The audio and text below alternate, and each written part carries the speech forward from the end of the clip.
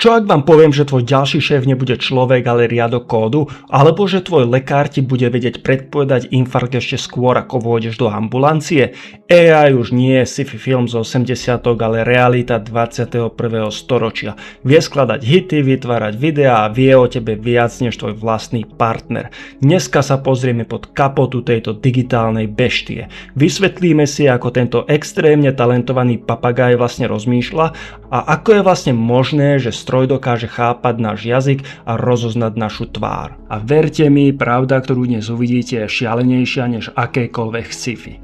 Zostaňte až do konca, pretože sa pozrieme na to, či nás AI naozaj môže raz všetkých nahradiť. Umelá inteligencia, AI, nie je žiadne kúzlo. Vo svojej podstate je to matematika, štatistika a obrovské množstvo dát. Je to schopnosť strojov napodobňovať ľudské činnosti, ako je učenie sa, plánovanie alebo riešenie problémov. Kedysi sme strojom museli dávať presné pravidlá a zadania. Dnes sa na to ide cez strojové učenie. Namiesto pravidiel dáme počítaču milióny príkladov a on si tie vzorce v dátach nájde sám.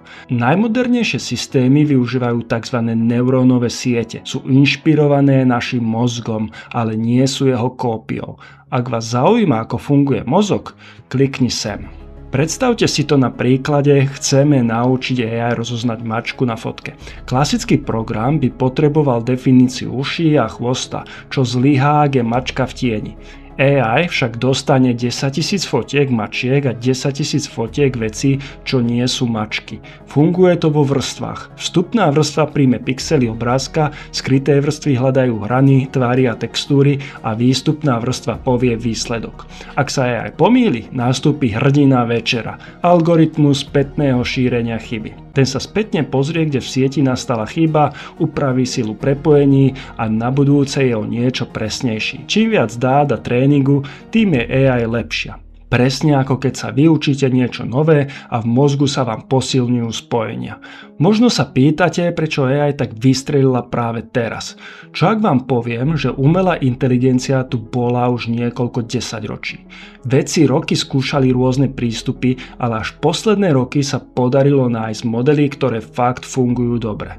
Zatiaľ čo my sme si mysleli, že umelá inteligencia je len vo fantasy filmoch, oni zbierali dáta, analyzovali a prepájali algoritmy. V roku 2017 Google predstavil architektúru Transformer.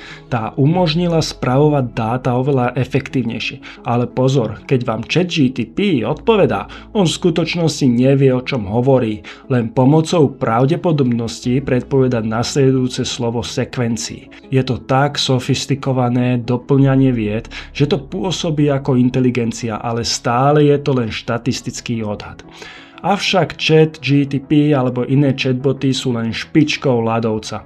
Umelá inteligencia sa dnes používa v medicíne, v doprave či vo financiách. Existuje nástroj, ktorý sa volá MIA a ten dokáže analyzovať mamogramy, teda snímky prsníkov a v niektorých prípadoch našiel rakovinu, ktorú lekári prehliadli. V doprave tu máme napríklad autonómne autá. Tie sa neučia len tak na ceste, ale najprv v obrovských simuláciách. Tam si odjazdia milióny kilometrov bez rizika. Robia chyby, učia sa z nich a až potom vyrazia na cesty. Avšak netreba zabúdať, že umelá inteligencia je stále omylná. Počul si už niekedy o AI halucináciách? To znamená, že AI si vie úplne sebavedomo vymyslieť veci, ktoré znejú 100% presvedčivo, ale sú úplne mimo. A problém je, že ak nevieš, čo hľadáš, tak tomu ľahko uveríš. Ďalší problém sú dáta. AI sa učí z toho, čo jej dáme. A ak sú tie dáta zaujaté, tak AI to jednoducho preberie. Umelá inteligencia nemá vlastný názor, ona len kopíruje vzory. A potom tu máme deepfakes, to je kapitola sama o sebe. Vieš dnes spraviť video, kde niekto povie niečo, čo nikdy nepovedal a vyzerá to brutálne reálne. A to už nie je sranda, deepfake ti vie zničiť reputáciu, kariéru a dokonca aj život. A teraz otázka, ktorú si kladie skoro každý. Nahradí nás AI? Ešte predtým, ako vám to prezradím a toto video sa vám páči, podpor môj kanál lajkom a odberom. Nech ti neujdu ďalšie zaujímavé videá, ako funguje náš svet. Umelá inteligencia je extrémne silný nástroj, ale presne preto treba chápať jej limity.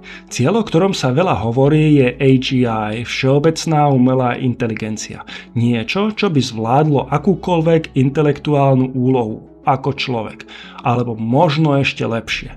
Predpoklad na najbližších 50 rokov je, že kvôli umelej inteligencii zmiznú niektoré práce alebo naopak mnoho nových pracovných príležitostí taktiež vznikne. A tí, čo sa prispôsobia a naučia sa umelú inteligenciu ovládať, budú mať obrovskú výhodu. Na konci dňa je to stále len nástroj a je na nás, ako ho nastavíme a ako ho budeme kontrolovať. AI už nie je sci-fi, je to niečo, čo reálne ovplyvňuje náš každodenný život. Či už si to uvedomujeme alebo nie. Pomáha v medicíne, riadi auta, analyzuje trhy, ale zároveň prináša aj nové riziká, na ktoré ešte nie sme úplne pripravení. Budúcnosť AI sa píše práve teraz a my všetci sme jej súčasťou. Ak sa ti toto video páčilo, hoď like, nezabudni na odber a sleduj moje videá na kanáli Ako funguje svet.